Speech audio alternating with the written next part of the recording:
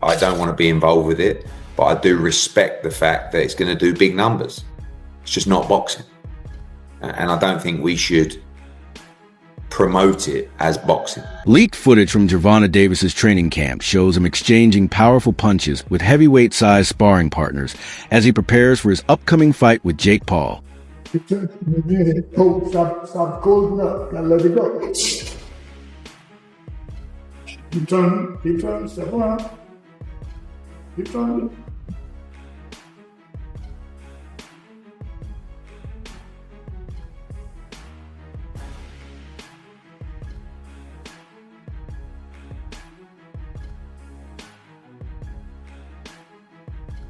The clips capture Tank testing his strength against much taller opponents, proving that he isn't intimidated by the size gap.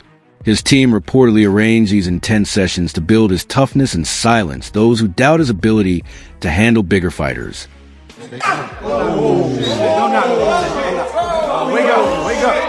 Don't do it to him. Put it on his ass.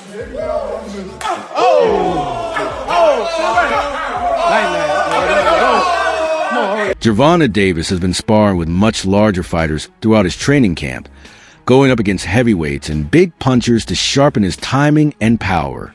These demanding sessions highlight his confidence and determination. Rather than stay within his own weight class, Davis is pushing himself against men who outweigh him by a wide margin, a clear sign that he's not afraid to take risks to prepare for this challenge.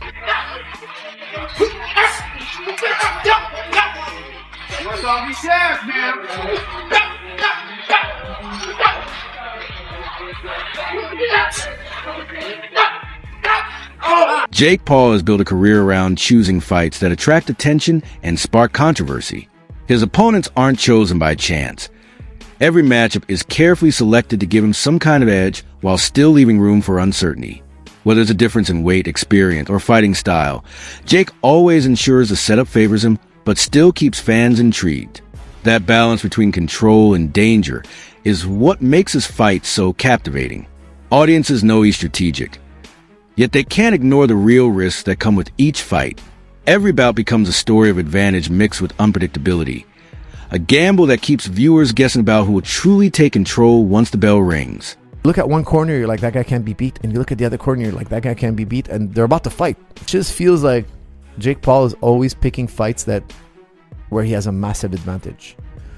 Like now he's fighting Gervonta Davis, who's, I don't know how much smaller, but probably close to like 80 pounds smaller, which is a crazy, significant weight advantage for Jake Paul. Now, you have to also look at the other way. Gervonta has a crazy advantage over Jake Paul. He has incredible amount of skill, more years of training. For sure, pound for pound, he would mop the floor with Jake Paul. But this is what makes the fight exciting. And two guys fighting, and we don't know who's going to win. Guys, what's the key to having a fight that's exciting?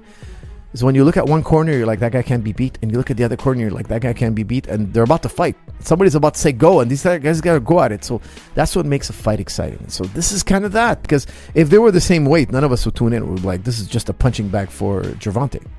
It doesn't make the fight exciting. But because Jake Paul is so big, so much bigger, it makes the fight exciting. Promoter Eddie Hearn believes the upcoming fight between Gervonta Davis and Jake Paul crosses a troubling line.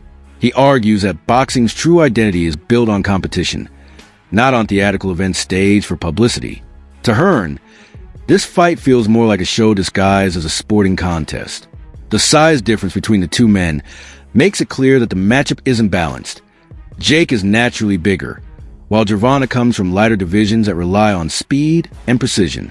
Hearn warns that when boxing becomes too focused on entertainment, it risks losing its foundation as a respected sport. He sees this event not as a genuine test of skill, but as a business production designed to draw views and money. Something that could... You know, with, I don't know, is it bigger gloves and certain minutes per round. I don't know what it is, but I understand the market and I understand this freak show shock kind of the world mentality of people potentially tuning in. Is that a step too far? Maybe. I mean, I hated Jake Paul against Mike Tyson, but it did massive numbers. I hate Jake Paul against Gervonta Davis. It'll probably do massive numbers. So that's when you really have to differentiate yourself between, just because you don't like it doesn't mean it isn't going to do good business. However you want to be involved with it is another kettle of fish. I don't want to be involved with it, but I do respect the fact that it's going to do big numbers. It's just not boxing. And I don't think we should promote it as boxing.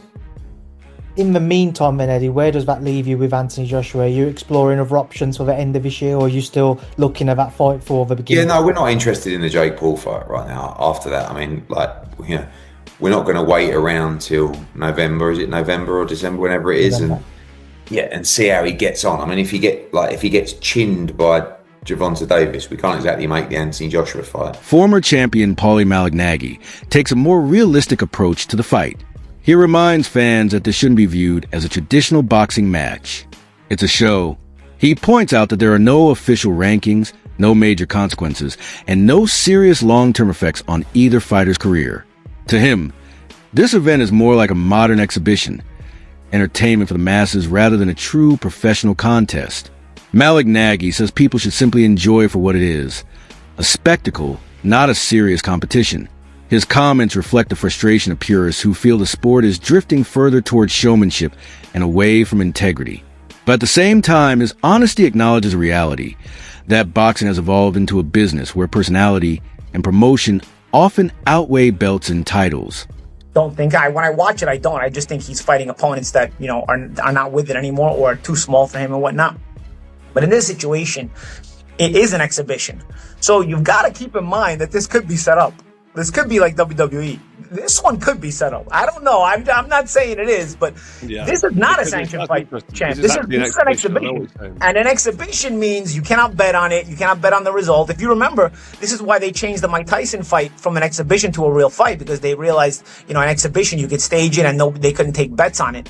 So this is an exhibition. There is no betting on it. So that means, I'm not saying people are going crazy with the opinions, who's going to win, who's going to lose. You don't know what size gloves they're going to wear. You don't even know if they're going to stage the whole thing, because this is something that, as an exhibition, it's not illegal to stage it. So I think this could be all kinds of crazy, wacky stuff. This is a bit of a circus, in my opinion. Who would you think should win that fight? Would you think that Davis should be able to get in there, even though the size did 100 pounds? Do you think he should be able to do it?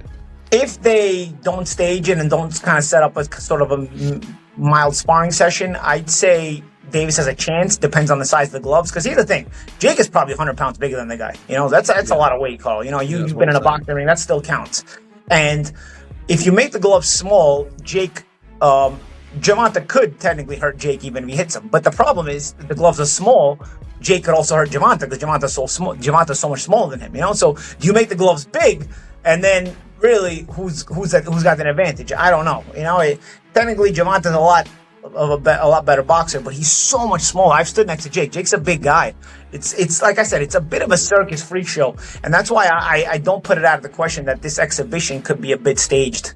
Wade Plemons from the Wade Concept describes Jake Paul as a master manipulator who knows how to turn fame and ego into weapons.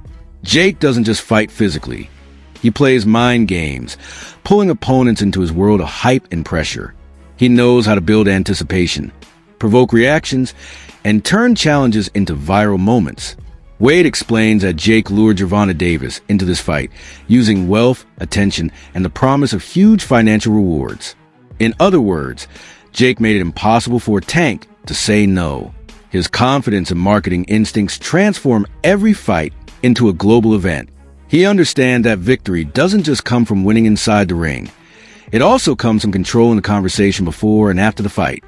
Also, and again, Jake's only been boxing for 5, 6, 7 years now. It isn't necessarily far-fetched to try to have his own advantages when trying to fight other boxers that have been far more experienced than him. But this one's a little too much, right? This one is crazy because of the massive weight difference. It doesn't make a ton of sense. But again, as far as a sport fight is concerned, I want to make sure I make that clear. Again, This is not me hating on it, because I do think that both guys have been very upfront with what they're doing in this fight and what their goals are with these kind of events. But the narrative Jake's trying to create as if this is like proving anything for him fighting a real fighter when Gervonta is so much smaller than he is. It'll prove something in the fact that Jake is willing to put on great events, but it won't prove anything to the people that are asking him to fight a real fighter. I will say though, if Jake goes out and flatlines Gervonta, the casual audience that will say Gervonta smokes Jake completely and utterly, like it wouldn't even be close, that will change their minds a little bit. Not the people that know boxing, but the people that are going to watch this, the casual viewer that know the name Gervonta Davis and know the name Jake Paul. If he is to compete with Gervonta at all or look good in that fight, people will in some way accept that. Or they'll do the other thing where they just say the fight's rigged, which has never been the case, but you get what I'm saying. What Jake is doing is trying to convince a casual audience that he belongs in the ring with bigger names. If he's able to hurt Gervonta at all, that might actually. Despite all the noise and controversy around this event, Gervonta Davis is treating it as a serious challenge. People inside his camp describe him as laser-focused, disciplined, and in peak condition. His sparring sessions against much larger fighters show his determination to face the physical test head-on. Those who've seen him in press events note his calm demeanor and unwavering focus. He's not distracted by the circus surrounding the fight. For Davis, this isn't about fame or money. It's about proving that skill and precision can overcome size and spectacle. This with fighters pretty much in their prime. But other than the size mismatch, most people are wondering why has Tank taken this fight? And those were the first questions targeted to Tank in this presser. Because usually these sorts of bouts are relegated to the latter part of your career. And for most Gervonta Davis supporters, they thought they would get the big fights next, the Shakurs. They didn't think he would be fighting Jake Paul. Although Tank tried to push it off as fans should just be happy watching the sport and hey, haters will be haters, I think that's quite unfair to the people who have been loyal supporters of him and honestly have paid his bills. He tried to compare the level of criticism he gets to the likes of Mayweather. Or hate him. Jake Paul keeps audiences glued to the screen. The chaos he brings into the ring is exactly what keeps people coming back. Even those who claim to dislike this